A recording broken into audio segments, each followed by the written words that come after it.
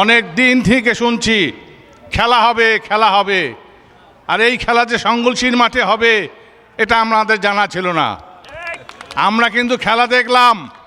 খেলা উপভোগ করলাম, এবং এখনও যারা প্রবীণ যেভাবে খেললো,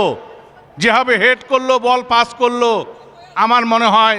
আজকের নতুনরাও কিন্তু এভাবে খেলতে পারবে কি না সন্দেহ আছে। এবং বাংলাদেশের মানুষ ফুটবল প্রেমিক মানুষ, ফুটবলকে ভালোবাসে, যেখানেই খেলা হোক না কেন ফুটবলের দর্শক কিন্তু আছেই। আমি মনে করি যে আগামীতে এই দুই ইউনিয়নের যে বন্ধন এবং বিএনপির যে চতুর্দিকে আজকে যে আমাদের কর্মকাণ্ড চলছে, এই কর্মকাণ্ডকে ধরে রাখতে গেলে এবং আগামীতে আমাদের বাংলাদেশ জাতীয়তাবাদী দলকে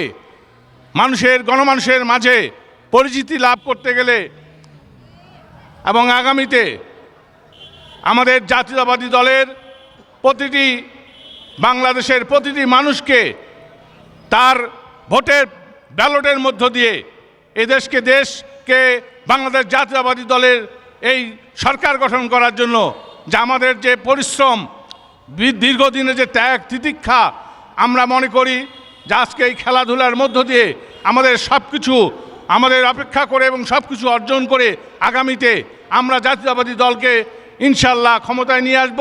এবং আপনাদের এই প্রত্যাশা রেখে এবং এই খেলাধুলা যেভাবে চললো, আগামীতেও যাতে এই খেলাধুলা আরও বিস্তার লাভ করে এই প্রত্যাশা রেখে সবাইকে আমার সংগ্রামী সালাম জানিয়ে এবং আমার অভিনন্দন জানিয়ে আমি আমার